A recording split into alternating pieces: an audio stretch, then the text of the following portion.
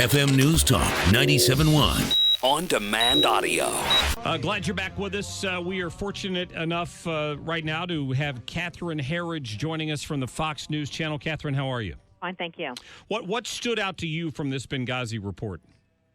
There's so much new detail in this report about the night of the attack in particular and this senior-level meeting at the White House, which we had never learned of before, at about 7:30 Eastern, so 3 hours into the attack, another 5 hours left to run before the Navy SEALs were killed. And this was called a deputies meeting. That means the deputies to the cabinet secretaries, but there was one cabinet secretary there, and that was Mrs. Rescue. There were issues about sensitivities to the Libyans, whether a military rescue might be offensive to them, but then also this singular focus on the YouTube video, which was publicly blamed for the attack. But as we've shown in our reporting and now in this review by Congress, that there was no basis for that. The intelligence never spoke to a protest or a video in Benghazi. So while this attack was still going on, I mean, with hours left in this attack, Correct. We find out later, they were debating how to play this to the media effectively? I want to leave the interpretation to you, but I can Sure. tell you that the attack is ongoing.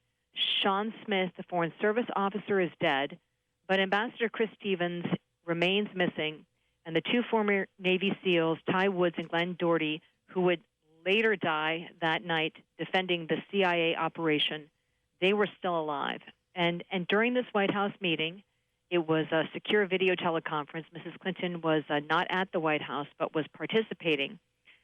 5 of the action items afterwards, so that's sort of like the directive after the meeting, related to the video, and this Pastor Terry Jones, who, in the past has burned Qurans and the like. But the point is that they're focusing on something which has nothing to do with the immediate rescue of the Americans, and none of the intelligence ever supported that there was a protest or a video connected to Benghazi. And I want to emphasize one point to your listeners. We often talk about the 4 Americans who were killed, but in fact 35 Americans were in Benghazi when you take also in total those who were operating at the CIA annex. So it was 35 lives that were at risk that night, not just the 4. Yeah, it's a point well made, and I appreciate that. Catherine, I know we don't have you for very long because you have to go back on television. Do you have any information at all on this attack in Istanbul? The CIA Director John Brennan said in an interview this morning with Yahoo News, and he's going to be speaking at a conference here in Washington this afternoon, that the attack in Istanbul has the signature of ISIS, and that he actually expects a similar style attack in the United States. What has the attention of my contacts is the fact that when the bombers went in, they went in guns blazing, and that suggests to them that this may have been an attempt to take hostages first and then to use the suicide vest as sort of a plan, the second part of the plan in the negotiations with police. If you're just going to detonate a suicide device and you want maximum casualties, you just walk in sort of silently and quietly to the busiest passenger line and you detonate. But this is not what happened here. So it does look like it may have been a potential hostage situation. And the power of the explosion and the number of dead and injured also suggests that it was a military-grade explosive. So this, again, goes into that sort of experienced, I wouldn't say overly sophisticated, but an experienced group of bomb makers. Wow, and here we are heading into the July 4th weekend when it's going to be a tough period for people. This is a really high-risk period right now, and airports really have emerged as this new soft target, and this, what I'll call sort of the soft underbelly of the security, that gap. Now we've seen it happen twice in just a period of a couple of months. That's a good point. Catherine Herridge with the Fox News Channel, thanks for your time Sure. today. FM News Talk 97.1. On-demand audio. Mr. Haney, thanks for calling us. You're certainly welcome. Glad to be here. Well, it's good to have you on. You recently testified before, was it a House committee?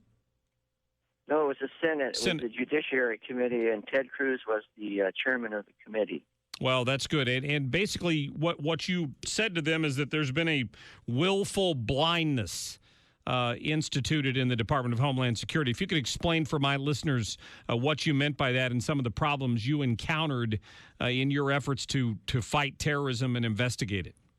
Well, it was a deliberate and intentional policy it began to emerge in 2008, and every year it got worse and worse to the point they were actually either modifying records in the law enforcement system or completely deleting them entirely, which cases led to San Bernardino Mosque, for example, and or the Fort Pierce Mosque, that was the mosque that Omar Mateen went to, who killed the people in Orlando.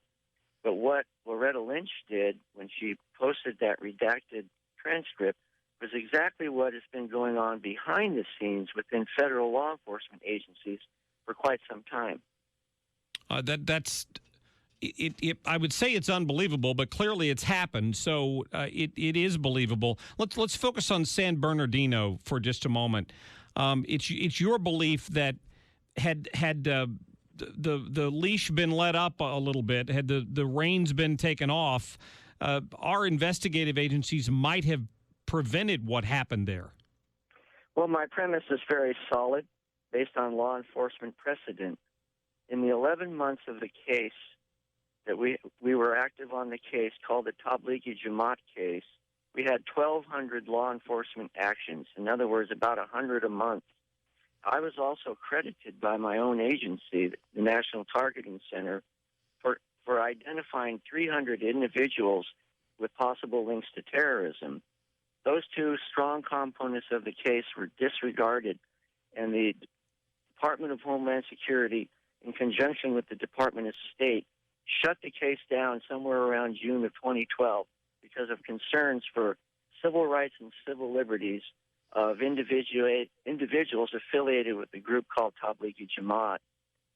Subsequently, I worked on another component of the case, not knowing actually that the bigger case had already been shut down, and I linked the network that the mosque in San Bernardino was part of.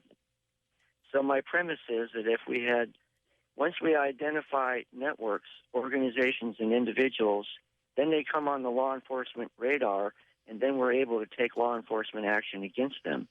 So people transiting through the San Bernardino Mosque would have been on the radar, and we would have, for example, put Syed Farouk on the no-fly list, or Tashfeen Malik, his wife, would have been refused entry into the country, and it would have never come here in the first place. Those are two plausible ways we could have stopped it. Wow. Philip Haney is our guest. He's the author of a new book out called See Something, Say Nothing. A Homeland Security officer exposes the government's submission to jihad. I've shaken my head as somebody on the outside looking in as to how, and I struggle for a term other than political correctness, seems to have invaded common sense law enforcement. Well, Loretta Lynch just announced today that they're going to implement mandatory training across the federal government for what is called implicit bias. In other words, sworn officers and or other personnel within the federal government are assumed to have implicit bias in the way that they conduct their affairs and do cases. And so now, personnel who are still active duty within the federal government are going to receive this mandatory training. It's almost like Orwell, thought crime. Well, it's almost like they want to deprogram and reprogram these investigators because you're not supposed to suspect that a mosque where we know there have been problems might be connected to other mosques where there have been problems. Well, back in 2012, the FBI put out what is called Touchstone Document, Training Guidelines. You can still look it up on the web. Touchstone Document, Training Guidelines 2012. It's a 3-page document. In the first paragraph of the 3 main paragraphs in the document, I'll paraphrase it a little. It says, even though an individual is affiliated with a known terrorist group, you cannot automatically assume that that individual is a terrorist himself. So right there, the policy is separating the organization from the individual.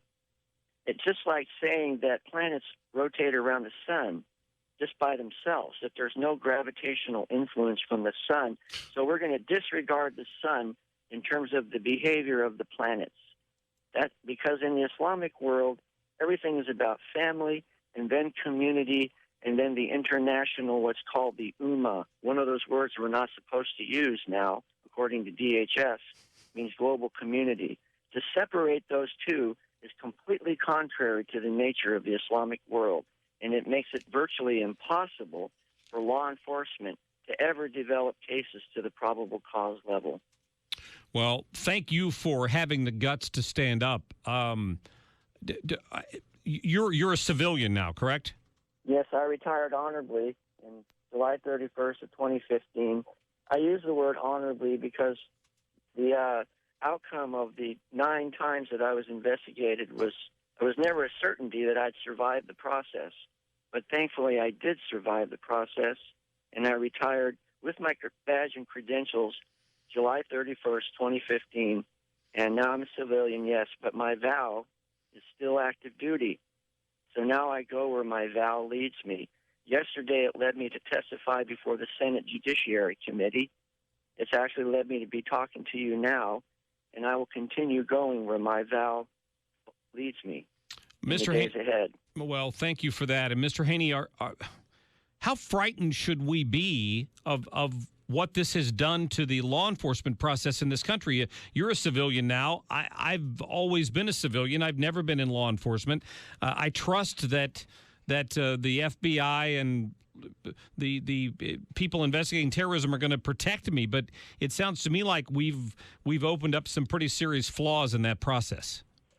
Well, if you look at if you analyze the cases that we've seen in the last few months and years, Fort Hood, Chattanooga, San Bernardino, Orlando, Boston bombing, there was a remarkable amount of overlap, or I could say a remarkable similarity in the gaps vis-a-vis law enforcement that are in common with all of those cases.